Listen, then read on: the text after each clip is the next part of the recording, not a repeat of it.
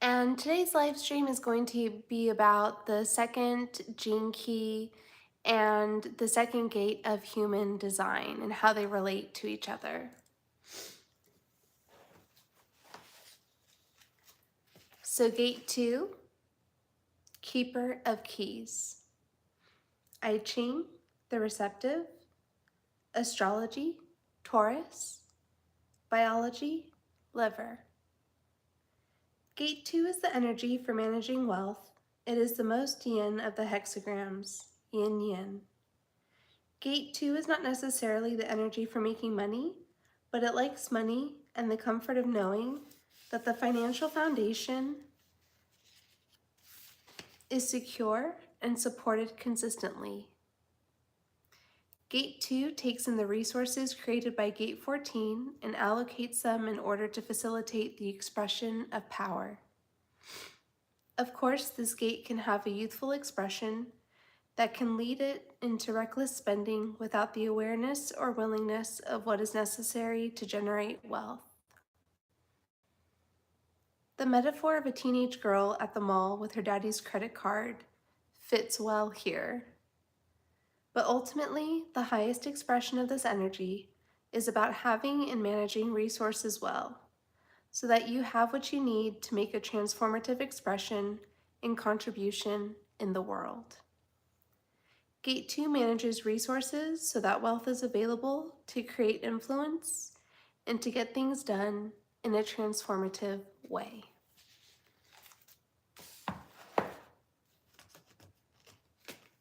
So Gate 2 is allowing.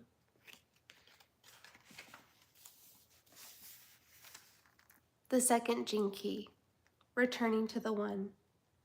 City, unity. Gift, orientation. Shadow, dislocation. Programming partner, first gene key. Codon ring, the ring of water, 2 and 8. Physiology, sternum. Amino acid, phenylalanine, phenylalanine, something like that. Close enough. The second shadow, dislocation. As you see it, so it changes. As the most archetypically feminine of all the 64 gene keys, the second gene key and the journey it represents contain a beautifully simple distillation of cosmic wisdom, See, that's a Freudian slip. I said comic and I meant to say cosmic. Cosmic wisdom. If you wanted to describe the nature of humanity and the reason for our existence to an alien being, you would have to look no further than the second gene key. As the first gene key tells the story of the great masculine principle of energy and light, the second gene key grounds the story into the world of form. Even at the shadow level of consciousness, this gene key teaches us that there is a purpose to everything in existence. At no point in evolution has anything ever occurred that was not a part of a huge interconnected plan. This is the truth that resides within the feminine principle. It is the binding force for all the seemingly disparate cells and events within existence. And in this sense, it represents the great motherly embrace that pulls us all into a single unity. Your personal resonance to this great truth of our unity determines the overall frequency passing through your DNA. Whether you believe it, deny it, wish for it, or embody it. Thank you so much for the like. The truth does not change. There is a force within the universe that choreographs everything, and it is found right inside you. The second shadow is the shadow of dislocation, which is an interesting word. It implies both the sense of being lost in time and space and of dismemberment. However, when you feel lonely, cut off, thank you so much for the like, afraid or dejected, You have never actually lost your way. It just feels that way. The shadow state is really only a human perspective rooted in your biological functioning. There is not a single moment in your life that is not perfectly in harmony with all creation. Neither is there the slightest possibility that you can make a wrong decision or take a wrong turn in life. It is all simply nuances in your biology. Hi, Lucas. Aw, that's so sweet. Thank you so much. Your biology determines your perception, and your perception is the measuring stick for your evolutionary frequency. Evolutionary frequency refers to the current state of advancement of your awareness. Human awareness is following an evolutionary curve. It began as a primitive form of instinct rooted in our animal origins. Then it took a great leap at a certain point in history as the brain began to evolve, and we moved into this current phase as thinkers. We have now attained our zenith as thinkers and are preparing for another great leap, the leap into a new biological awareness rooted in the nerve ganglia of the solar plexus. You have to understand where you have come from if you are to see where you are going. And where you are going is into the awareness of unity and oneness of all beings. It is such a paradox. You have never left the state of oneness, and yet the operating system within human biology does not currently allow you to feel this continual sense of connection. It is tempting to look at so-called primitive human awareness, that of the Aboriginal tribal groups still left across our planet, and dream of the return to that primal awareness that existed long before the human brain developed so rapidly. Most Aboriginal cultures do not live with a sense of separation from life itself, so modern human beings are often left with the sense that we have somehow gone adrift. We tend to think that there is something wrong with the direction we have taken, exemplified by the massive technological revolution that is sweeping us before it. But the rapid development of the human brain is a vital bridge to an even greater leap in awareness. Even so, the mind is our great blind spot. In evolving the way it has, it prevents us from inhabiting that older instinctive awareness. And so across the world, a great fear has taken root, the fear that humanity might actually destroy itself. The fear that we are going in a bad direction comes from the second shadow. It is because we now see ourselves as separate from nature that we feel this great collective fear. Our perception dislocates us from the truth. This collective fear pervades our individual lives as well.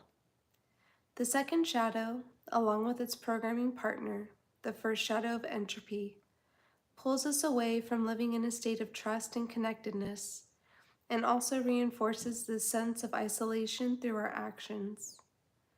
Actions that come out of trust have very different results from actions that come out of fear. The former creates more energy for everyone, and the latter takes energy away from everyone. In your personal life, if you allow it, the second shadow will affect every decision you make, pulling you into an interference frequency. This means that you don't appear to be in synchronicity with life, so you miss opportunities that would serve you and end up in repetitive patterns that can be very draining for all concerned. However, the second shadow of dislocation is an integral part of the script for life. It actually allows you to experience being out of the universal flow, even though this experience is an illusion. Ultimately, even the level of frequency that courts chaos is a part of the overall fabric of existence. The second shadow allows you to witness your own helplessness as you seek to escape the feeling of dislocation and loneliness. As soon as you enter deeply into the shadow world with your full and honest awareness, it magically appears to change. This shift in your inner honesty precipitates a leap out of the mind and into a newer and far more expansive awareness. One needs to really grasp this insight. You do not change your reality through doing anything. There is a perceptual shift pre-wired into the DNA of every human being, and when it is activated, it occurs in spite of you, as an aspect of your biological evolution. At a certain point, your new awareness simply begins to open up.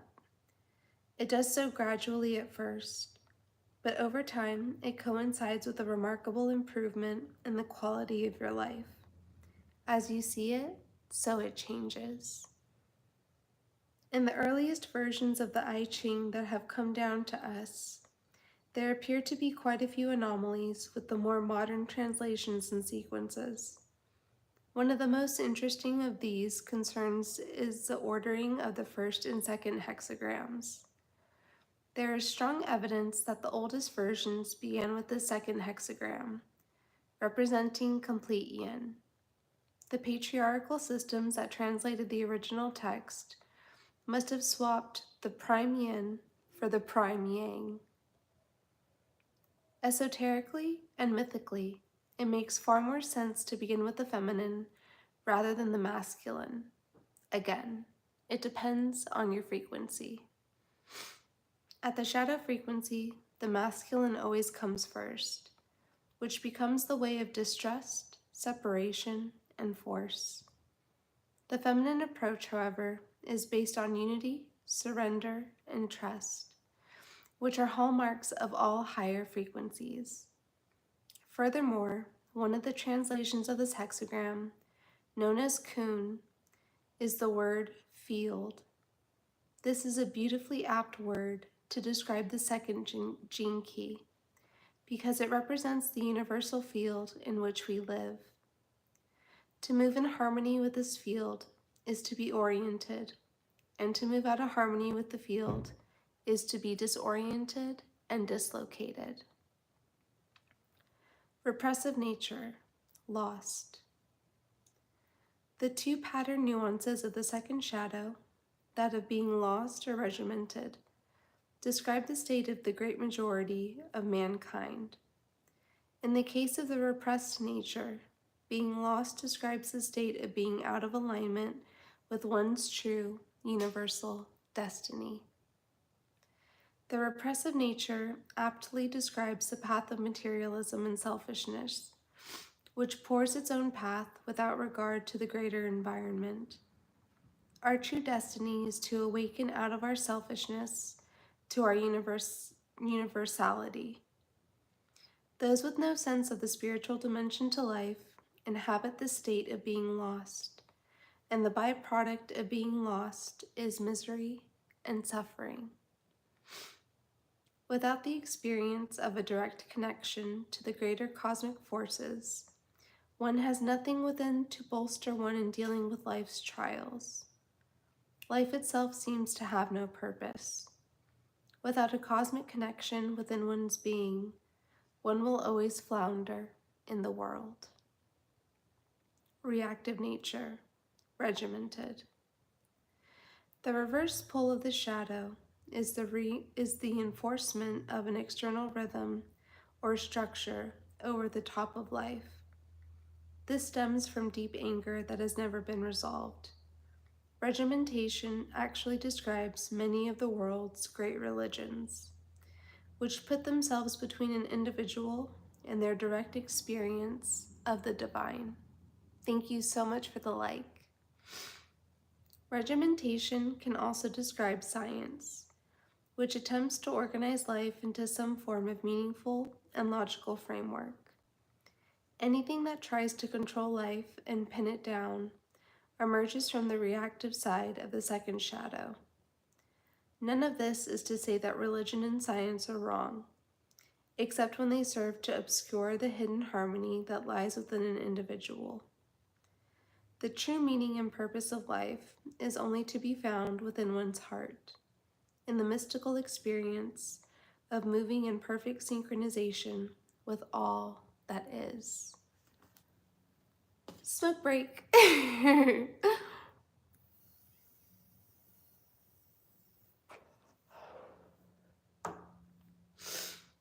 This is a lot of reading, but that's why I'm reading it for you, so that way you'll be able to hear it. It's kind of similar to almost like an audiobook.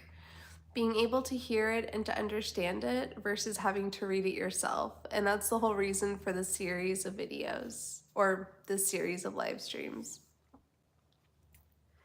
The second gift, orientation, mineral magnetism. The whole process described in the second shadow involves orientation, the second gift. As the shadow frequency, you experience disorientation, whereas you begin to reach into the gift dimension, you become reoriented. Again, as was discussed in the second shadow, there is no question of any doing on your part as this shift in your process engages, even though it may feel to you as though you are doing quite a lot. Perhaps you started going to a therapist who helped you to see aspects of your shadow, which in turn began to change your decisions and therefore your life. Perhaps you discovered a great mystical system or teacher who catalyzed this process. Perhaps it happened as a result of a personal crisis, or perhaps it just spontaneously occurred as a complete surprise to you. The point is that all human life follows the same archetypal pattern laid down inside your DNA. Evolution itself is drawing you inexorably along the path towards awareness of your unity and oneness. The gift of orientation has two faces.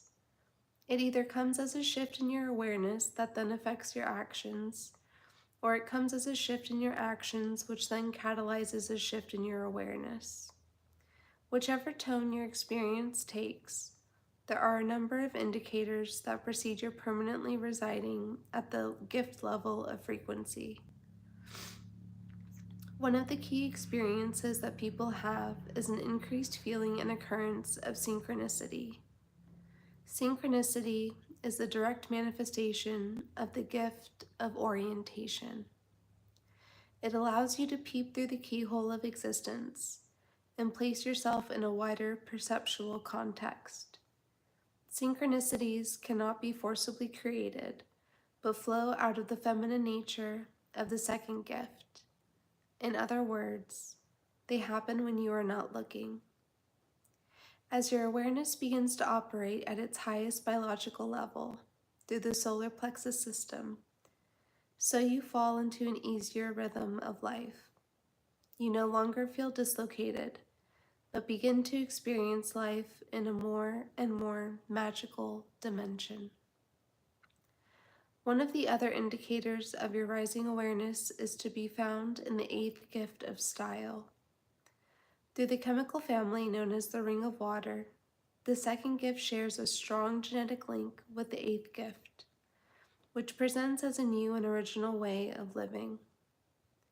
As you become oriented into a wider context, your real face begins to show itself in the world. Instead of being weighed down by your changing moods and commitments, you use them as a means of developing a new flair. You also begin to override the perceptions and projections of others. In short, you begin to enjoy life so much that this rising energy spills over into your life as panache, a unique sense of individual style that is inimitable and always fresh, if even at times a little dangerous. Your panache, or style, is the sign of another paradox, that as you come more into contact with your unity with all creatures, you also witness an enhancement in your own uniqueness, particularly through your creative process. The second gift has a special role within your DNA in that it creates a kind of attractor field around you. It not only unifies the microcosm with the macrocosm, but it also unites matter and spirit. A secret resides in the chemicals and amino acids for which this gene key codes. In every human being, there are certain minerals that have magnetic properties, and this second gift concerns the chemical composition and purpose of these minerals. These minerals in our bodies, and particularly those in our endocrine glands, appear to tell us how to live life in or out of harmony.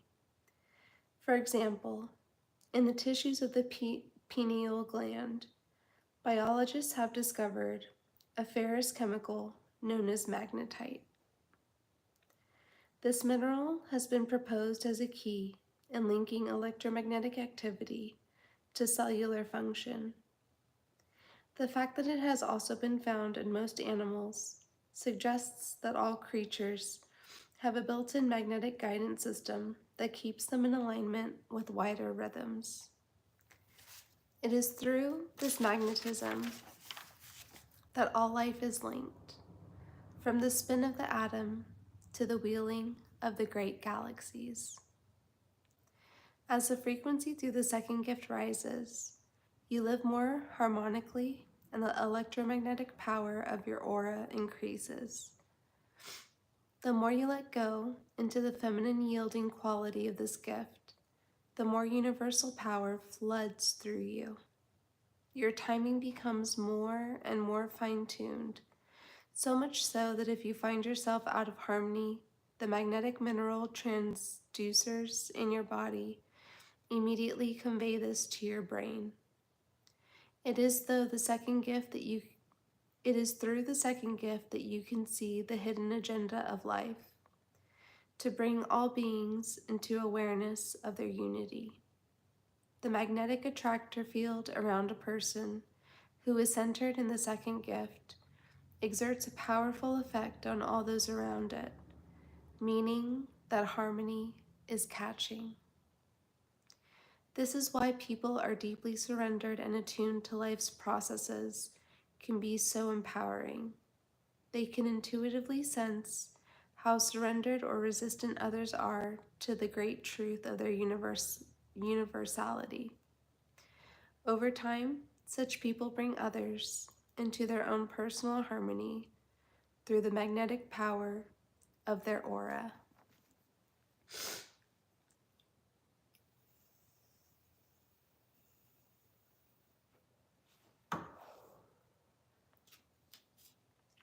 The second city, unity. Divine logic. The second city describes the experience of enlightenment or awakening. It is the cornerstone of all citic states, being as it is the essence of the divine feminine. The divine feminine pole has a great mystery within it, because in a certain sense it cannot be said to be a pole at all. The masculine pole is very simple and straightforward, but the feminine is beyond any sense of reason and understanding. The masculine principle is really an externalization of the feminine rather than a duality. At the citic level, there is no such thing as duality. Duality is destroyed by a strange kind of divine logic. At this heightened level of awareness, mathematics work differently than on the mental level. 1 + 1 doesn't equal 2, but always makes 3. The only numbers that really exist at the citic level are 1 and 3. 1 is 1. It is consciousness resting in its own nature. It is the ultimate state of yin, or femininity, or as the second hexagram is often known, it is the receptive. Words such as receptive, feminine, yielding, or mother can be misleading, as we tend to understand them as poles with opposites. However, they hint at what lies beyond them, so we need to consider them in a different way if we are to grasp what the second city really means. This is something that can only be grasped intuitively. Thus, when the one externalizes itself as a manifestation in form, it has not created a duality, but a trinity. Every duality is really a relationship, and every relationship is really a three. There is a man, a woman, and instantly there is also a couple, the relationship itself. In divine mathematics, the number 2 is always an illusion. It cannot logically exist. If you can say anything at all about the number 2, you might say it is a bridge, a dynamic process that is instantaneously transmuted before it is even born. These are concepts that cannot be approached with ordinary logic. Just like the quantum particles in physics that avoid our definition because they appear to be linked in our very perceptual apparatus, oneness cannot be comprehended, only lived. Enlightenment is not an experience. This is a sentence to meditate upon, like a Zen koan.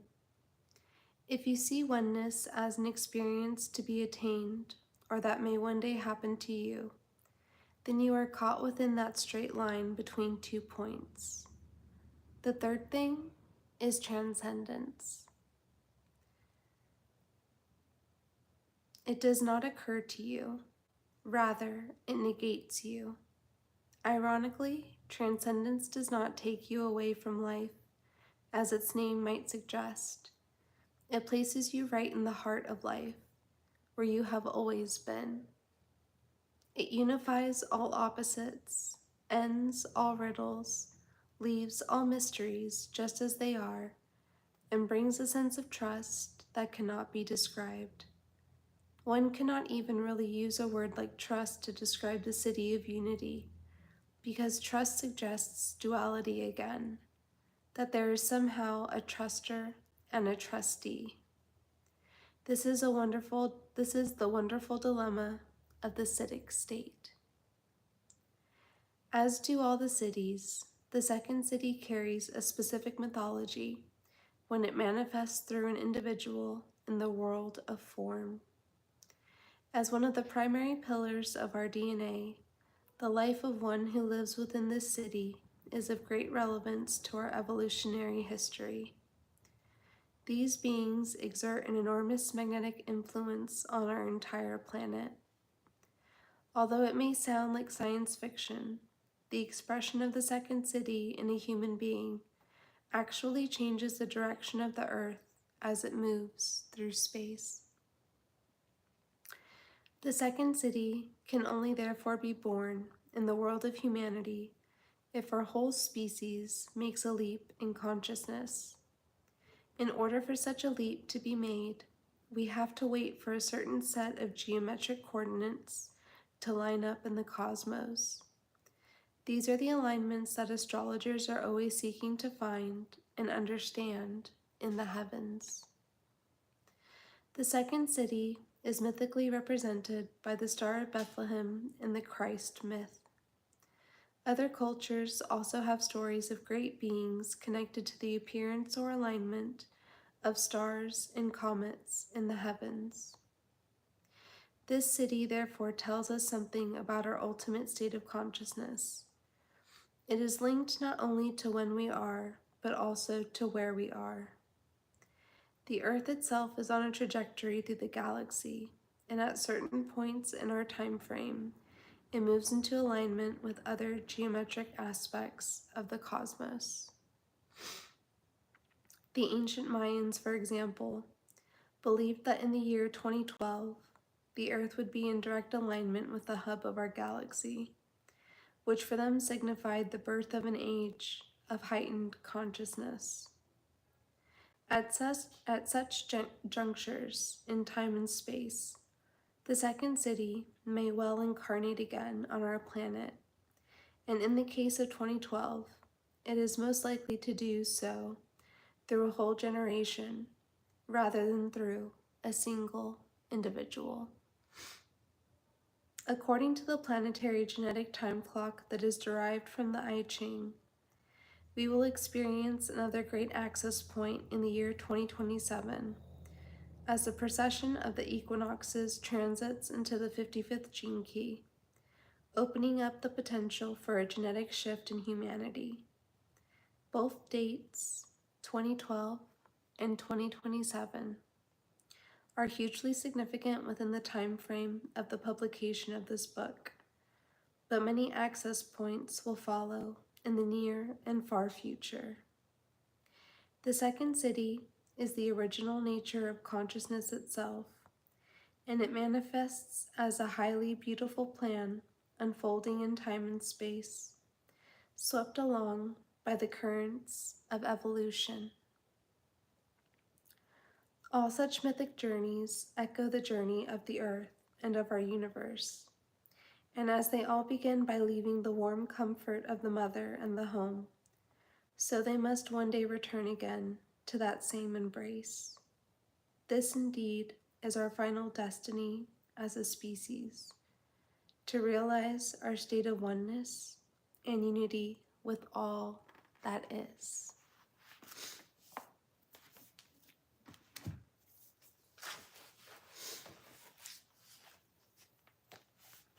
Affirmation. I am wise about resources and understand what is necessary to build a strong foundation of support for my destiny and my contribution to the world. Here are some questions to ask yourself. What steps do you need to take to surrender to your destiny? What resources are necessary? What resources do you have already? What do you need to do to create a solid foundation of support for the fulfillment of your dreams? Now, in my opinion, the Gene Keys specifically uses neurolinguistic programming, which is a very great way of not only being poetic, but also being a way to transmit information in a way that is better easily understood. We hear a lot in the Gene Keys about paradoxes, about duality, about unity, and that's what the second Gene Key is about. Remember, there's 3 aspects to every Gene Key: the shadow, the gift, and the city. The city being the highest form of the 3. The gift being the second, and the shadow being what could be considered as quote-unquote negative. But if you choose to see through your shadow, that there is something positive to be found in it, it is how we always get to the gift and the city.